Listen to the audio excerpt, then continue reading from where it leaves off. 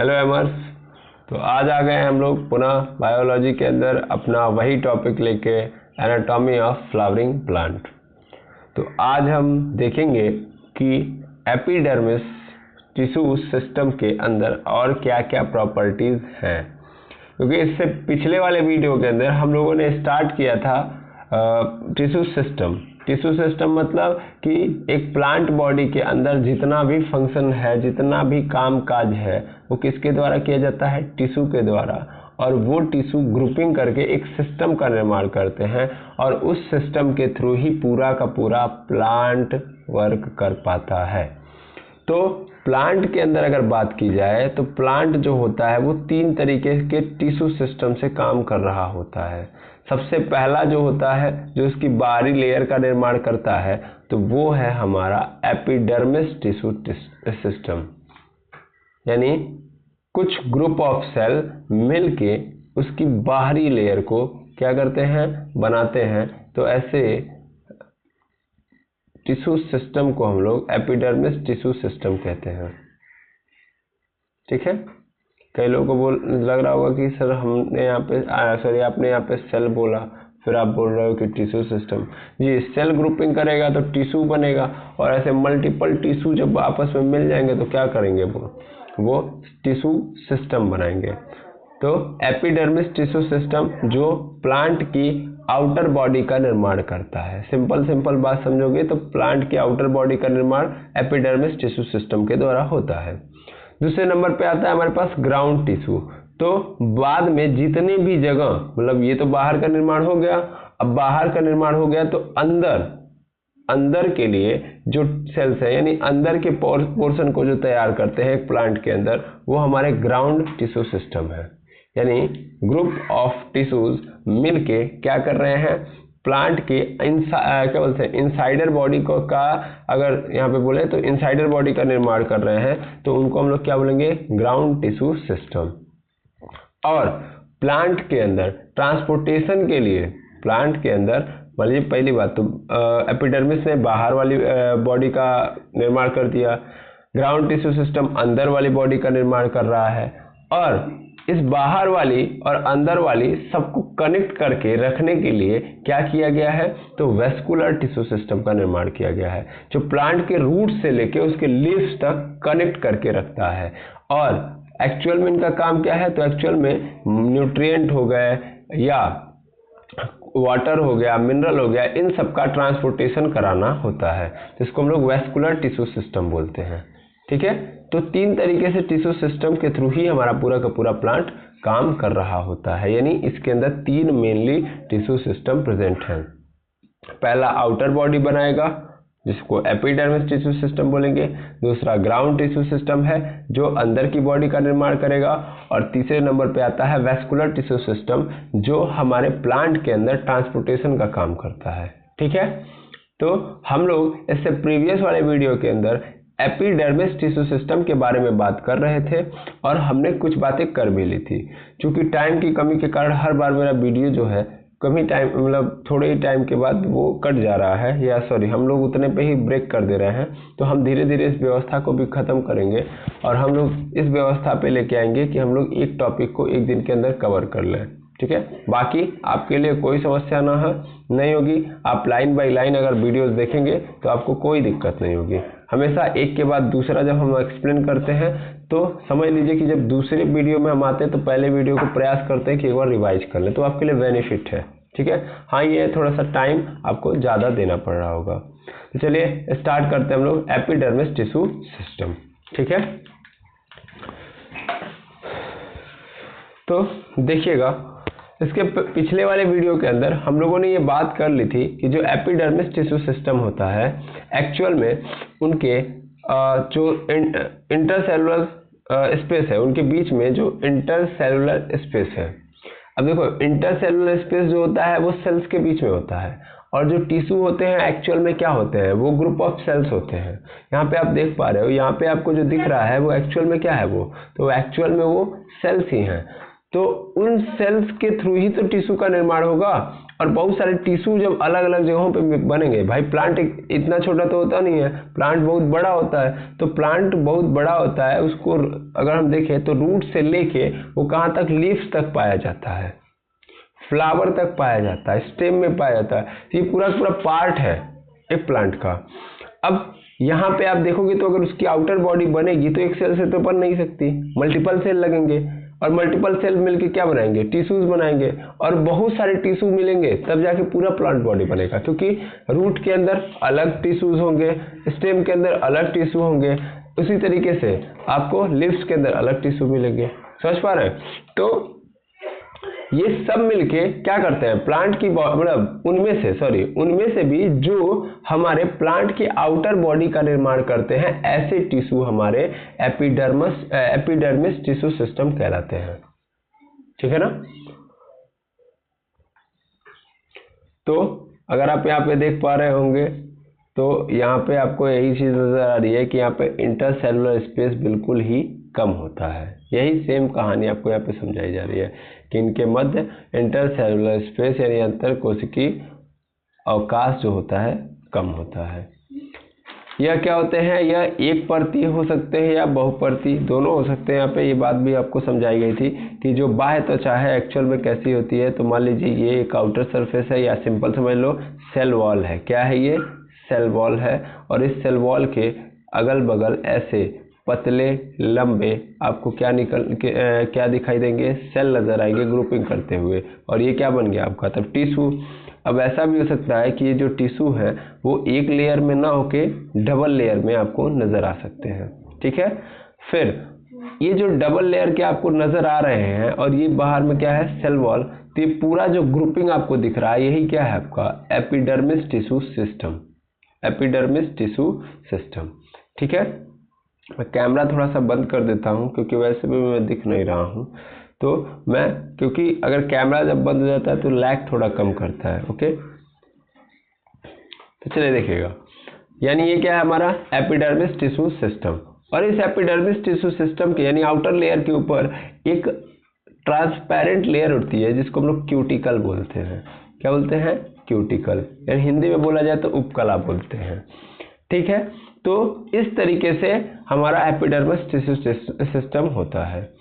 अब यहाँ पे अगर बात करोगे तो यहाँ पे और भी बातें दी गई हैं कि भाई जो एपिडर्मिस टिश्यू सिस्टम के अंदर जो सेल्स होते हैं वो कैसे होते हैं। वो ये बता रहा है कि जो एपिडर्मिस टिश्यू सिस्टम के अंदर जो सेल होते हैं उनके अंदर पहली बात तो वो सघन होते हैं, डेंस्ड होते हैं। डेंस का मतलब उनकी जनसंख्या ज़्यादा होती है, क्योंकि भाई पहली बात तो इंटरसेलुलर स्पेस क्या है, बहुत कम है। जब कम है तो इसका मतलब कम जगह में ज़्यादा सेल अटेंगे, है ना। जब कम जगह में ज़्यादा सेल अटेंगे तो इसका मतलब उनकी घनत्व या डेंसिटी जो होगी वो क्या होगी, ज़्यादा होगी, यानी घनापन क्या होगा, ज़्यादा। जैसे आपके सर पर अगर बाल बहुत ज़्यादा मात्रा में है तो आप कहेंगे घने बाल हैं। ठीक है? और अगर मान लीजिए वहीं पे क्या बाल झड़ने लगेंगे तो क्या होगा, गैप आने लगेगा। गैप आने का मतलब क्या हो जाएगा कि आपके बाल जो है घने नहीं रह जाएंगे। यहाँ पे यही बोल रहा है, गैप नहीं है, तो इसलिए कोशिकाएं क्या हैं, सघन है। फिर जीव द्रव्य जो होता है उपस्थित होता है, और छोटी रिक्तिका एवं एक केंद्रक युक्त होती है। मतलब क्या है यहाँ पे ये कह रहा है कि मान लो अगर मैं इसकी बात करूं एपिडर्मिस टिश्यू सिस्टम के अंदर जो सेल आए हैं उनकी, तो उनके अंदर जो सेल होगा ना भाई वो बड़ा डेंस्ड होगा। डेंस्ड क्यों होगा ये आपको समझ में आ रहा है, क्यों होगा, क्योंकि इंटरसेलुलर स्पेस कम है, पहली बात।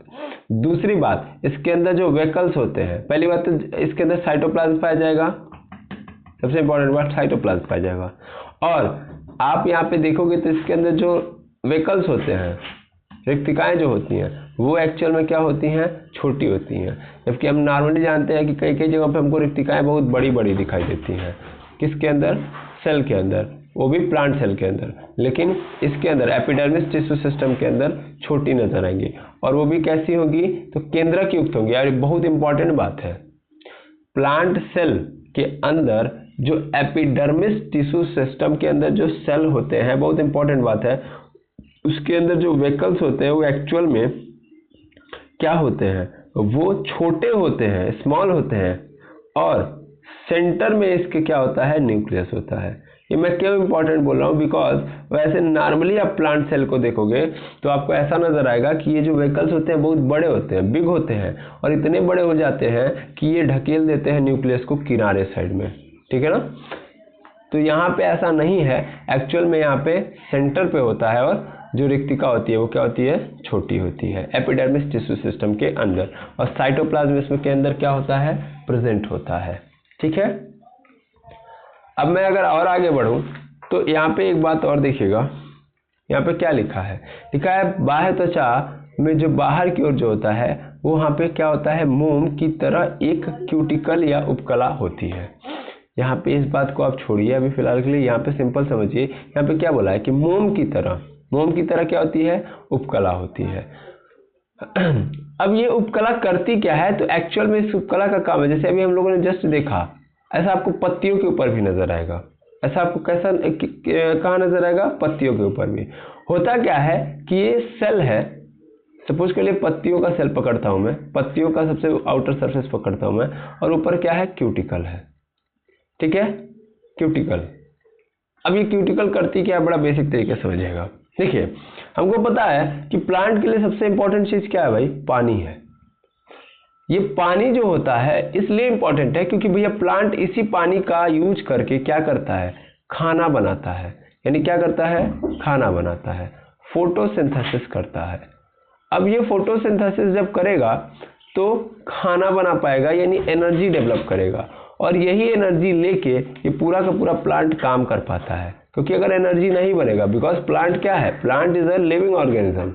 अगर प्लांट लिविंग ऑर्गेनिज्म है भैया, तो प्लांट यदि लिविंग ऑर्गेनिज्म है तो उसको क्या चाहिए, एनर्जी, और उसको एनर्जी कहाँ से मिलती है, जब वो फोटोसिंथेसिस करता है, और फोटोसिंथेसिस करने के लिए क्या चाहिए उसको, पानी। अब पानी कहाँ से मिलता है इसको, रूट्स से मिलता है, यानी रूट यानी जड़ से मिलता है उसको पानी। समझिएगा बात, ध्यान को, बड़ा इंपॉर्टेंट बात है। तो रूट से इसको पानी मिलता है। अब ये पानी जब कहाँ पे आया, ऊपर की ओर आया, तो यहाँ पे ये पानी ऐसे कहाँ पे, ऐसे पत्तियों तक पहुंच गया, पत्तियों के अंदर ऐसे रिस्टोर्ड है, ठीक है। लेकिन आपको भी पता है कि प्लांट हमारा कहाँ पे है, किसी कमरे में नहीं है जहाँ पे सूरज की रोशनी नहीं पड़ेगी। भाई ये खाना बनाने के लिए किसको लेता है, सूरज की रोशनी यानी सनलाइट को लेता है। सनलाइट से क्या होता है, लाइट तो मिलती है सर, लाइट तो मिलती है, लाइट एनर्जी तो मिलती है, लेकिन उसके साथ साथ सनलाइट से हमको हीट एनर्जी भी मिलती है। यानी क्या मिलती है, हीट एनर्जी। इस बात को याद रखिएगा। यानी प्लांट के लिए प्रॉब्लम ये है कि ये रहा प्लांट, यहाँ पे रहे सूरज मामा, अब जौन है मामा है, भैया, चाचा है, काका है, जो समझ सकते हैं आप, ठीक है। अब इनकी जो रोशनी है वो जब आएगी इस प्लांट के ऊपर, तो होगा क्या, होगा ये कि लाइट एनर्जी तो आएगी ही आएगी, उसके साथ साथ हीट एनर्जी भी आएगी, उसके साथ साथ हीट एनर्जी भी आएगी। और हीट और वाटर में दुश्मनी चलती है भैया। होता क्या है, जब ये हीट वाटर को मिलेगा तो वाटर जो लिक्विड फॉर्म में है वो किस फॉर्म में चला जाएगा, गैसियस फॉर्म में चला जाएगा, और गैसियस फॉर्म में चला गया तो इसका मतलब ये कहाँ चला जाएगा, ऊपर। आया समझ में। तो लाइट से तो काम चल रहा है अपना, लेकिन इसके साथ साथ हीट भी आ रही है। अब हीट आने से होता क्या है कि ये जो H2O है, ये जो H2O है वो लिक्विड से किस में कन्वर्ट हो जाता है, लिक्विड से गैस में कन्वर्ट होके बाहर जाने लगता है, ठीक है, आया समझ में। और जब ये बाहर जाने लगता है तो इसी बाहर जाने को रोकना पड़ेगा। अगर नहीं रोका जाएगा तो क्या होगा, ये सब का सब वाटर बाहर हो जाएगा। तो इधर रूट्स से आपने ऊपर लिया पानी को, लेकिन ये पानी फिर कहाँ चला गया, बाहर चला गया, बाहर, या पत्तियों तक पहुंचाया तो पत्तियों से पानी कहाँ चला गया, बाहर। और बिना पानी के खाना बनाना संभव है ही नहीं। तो इसका मतलब पानी जब सब बाहर चला गया तो खाना बनेगा नहीं, खाना बनेगा नहीं। अब खाना बना नहीं तो एनर्जी नहीं, एनर्जी नहीं तो भैया प्लांट खत्म, क्योंकि लिविंग ऑर्गेनिज्म को बिना एनर्जी के हम जिंदा ही नहीं रख सकते। जिंदा रहना है तो क्या चाहिए, एनर्जी चाहिए, तो मामला हो जाएगा स्टक्ड। तो इसी चीज को देखने के बाद भगवान ने क्या किया कि प्लांट के आउटर बॉडी के ऊपर एक लेयर लगाई जिसका नाम क्या है, क्यूटिकल। क्या नाम दिया गया, क्यूटिकल। गुड। तो क्यूटिकल क्या करता है, क्यूटिकल क्या करता है एक्चुअल में, क्यूटिकल को देखेंगे तो ये प्लांट की बॉडी है, ये प्लांट बॉडी है। इस प्लांट बॉडी के ऊपरी लेयर के मतलब ऊपरी बॉडी पे, या सिंपल बोलेंगे जो आउटसाइड पार्ट है या आउटसाइड लेयर है वहाँ पे क्यूटिकल को चिपका दिया। क्यूटिकल दिखबे नहीं करता है किसी को, यानी कैसा है, ट्रांसपेरेंट है। और इस क्यूटिकल का काम क्या है कि ये जो H2O है इस H2O को बॉडी से बाहर न जाने देना, ठीक है, बॉडी से बाहर न जाने देना। तो इस तरीके से हम पानी को क्या कर लेते हैं, प्लांट बॉडी से बाहर जाने से क्या कर लेते हैं, रोक लेते हैं। क्लियर? तो क्यूटिकल का काम ये है। तो अभी आप कहेंगे सर ये बताइए, हम लोगों ने अभी कुछ दिन पहले ही ट्रांसपीरेशन पढ़ा है। ट्रांसपीरेशन का मतलब क्या होता है कि पत्तियों से पानी का भाप बन के वायुमंडल में उड़ जाना। एटमॉस्फेयर के अंदर लीव्स से, यानी यहाँ पे लीव्स है, ऐसे ऐसे यहाँ पे लीव्स है, और यहाँ से H2O इवेपोरेट हो जाता है, ठीक है ना, एटमॉस्फेयर में। तो इस प्रोसेस को हम लोग क्या बोलते हैं, इस प्रोसेस को हम लोग बोलते हैं ट्रांसपीरेशन। यानी यहाँ पे पानी भाप बन के उड़ जाता है पत्तियों के रास्ते। तो आप कहेंगे सर यहाँ पे तो हो जा रहा है, यहाँ पे आखिर क्यूटिकल नहीं है क्या? नहीं, देखिए क्यूटिकल यहाँ पे भी है, लेकिन एक्चुअल में ये जो पानी यहाँ से एटमॉस्फेयर में जा रहा है उसका कारण है यहाँ पे स्टोमाटा। लीव्स के ऊपर क्या होते हैं, स्टोमाटा, यानी छोटे छोटे छिद्र होते हैं जिनका काम होता है गैसियस एक्सचेंजेशन करना। यानी इनका काम होता है कार्बन डाइऑक्साइड को पत्तियों के अंदर लाना और पत्तियों के अंदर से ऑक्सीजन को निकालना, इसलिए पोर्स बने हुए हैं। चूंकि फोटोसिंथेसिस होता कहाँ पे है, होता है लीव्स के अंदर या ग्रीन पार्ट के अंदर, क्योंकि ग्रीन पार्ट के अंदर क्लोरोफिल होता है और क्लोरोफिल के कारण ही खाना बन पाता है, ठीक है, क्योंकि क्लोरोफिल ही हमारे लाइट को एब्जॉर्ब करने के लिए हेल्पफुल है, ठीक है। तो यहाँ पे क्या कहानी बनी, यहाँ पे ये कहानी बनी कि भैया ये क्या करते हैं, कार्बन डाइऑक्साइड लेने के लिए अपने पोर्स को खोलेंगे। तो जब ये खोलेंगे तो ध्यान दीजिएगा, फोटोसिंथेसिस के लिए वाटर कहाँ आता है, पत्तियों के पास आता है, यानी पत्तियों में आता है पानी।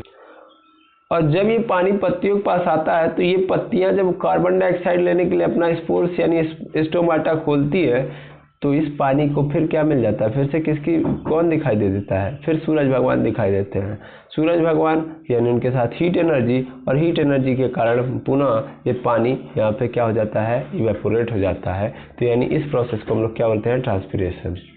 जब पत्तियां स्टोमाटा ओपन करती है कार्बन डाइऑक्साइड को लेने के लिए, ऑक्सीजन को निकालने के लिए, तब उस दौरान सनलाइट कहाँ पे आ जाती है, सनलाइट आती है लीव्स के अंदर, और हीट एनर्जी क्या होती है, हीट एनर्जी यहाँ से वाटर को कन्वर्ट कर देती है लिक्विड से गैस में, जिसके कारण ट्रांसपीरेशन हो जाता है। तो यहाँ पे क्यूटिकल के कारण यहाँ पे ये प्रोसेस नहीं होती है। क्यूटिकल तो हर जगह से प्रोटेक्ट ही की है, लीव्स के ऊपर भी प्रोटेक्ट की है, बस जब स्टोमाटा खुलेगा तभी पानी जाएगा, ठीक है। तो इस तरीके से ही ट्रांसपीरेशन होता है। तो वही चीज़ लिखा गया यहाँ पे कि यहाँ पे जो क्यूटिकल है वो एक्चुअल में क्या करती है, वो बाह्य त्वचा जल रोधी यानी वाटर प्रूफ सतह प्रदान करती है, ताकि वाष्पोत्सर्जन को क्या किया जाए, नियंत्रित किया जा सके, ठीक है ना।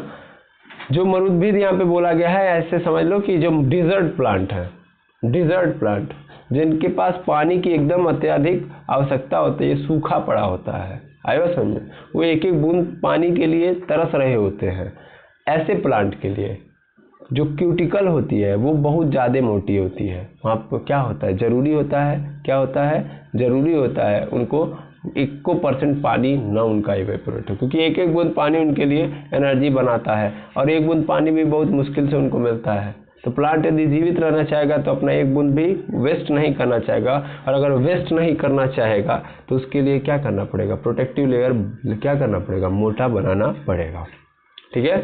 जबकि जड़ों में वह जलीय पादपों में अनुपस्थित होता है। तो सीधा मतलब है भाई, जब जल में रह रहा है तो उसका इवेपोरेट हो जाए तो कोई दिक्कत है नहीं ना, पानी तो ऑलरेडी ही है ना, आई बस में ध्यान दीजिएगा। अब जलीय पादपों के अंदर हाइड्रीला, और यहाँ पे ध्यान देंगे, यहाँ पे है यहाँ पे देखिए साफ साफ नहीं दिख रहा होगा, यहाँ पे लिखा है हाइड्रीला और वैलीसिनेरिचा, ठीक है ना, वैलीसिनेरिचा। ये दो प्लांट ऐसे हैं जो क्या है, ये ऐसे प्लांट हैं जो वाटर प्लांट है, यानी पानी में रहते हैं, लेकिन इनके ऊपर क्या पाया जाता है, इनके ऊपर ये क्यूटिकल पाया जाता है, ठीक है। जबकि बाकी वाटर बॉडीज के अंदर या बाकी वाटर प्लांट्स के अंदर क्या नहीं पाया जाता है, क्यूटिकल नहीं पाया जाता, क्योंकि उनके पास तो ऑलरेडी पानी है, इवेपोरेट हो जाए तो क्या दिक्कत है, पानी में रह रहे हैं सब। और जड़ों में भी अनुपस्थित होता है, जड़ में अगर लगा देंगे तो पनिया कौन खींचेगा। मान लीजिए ये जो पानी है, पानी का एब्जॉर्प्शन कौन करता है, रूट ही तो करता है। अब रूटें प्रोटेक्ट कर देंगे तो पनिया कौन यहाँ से ले पाएगा। तो इसलिए रूट को प्रोटेक्ट नहीं किया जाता है किसी भी प्लांट के अंदर, क्योंकि रूट ही पानी को लेता है और लेने के बाद क्या करता है, ऊपर की ओर भेज पाता है, पहली बात। दूसरी बात ये कि अब खुद सोचिए कि रूट के ऊपर थोड़ी ना लाइट एनर्जी आ रही है कि यहाँ से इवेपोरेशन हो पाएगा। रूट तो कहाँ होता है, सॉइल के अंदर। आएगा समझ में। तो आई होप ये बातें क्लियर हो गई होंगी जो यहाँ पे बताया जा रहा है, ठीक है। अब यहाँ तक आप लोग फिर से देखेंगे, 2-3 पॉइंट हम लोगों ने देखा, फिर इसके आगे हम लोग नेक्स्ट वीडियो के अंदर देखेंगे। तो आज के लिए इतना ही। Thank you very much एमर्स।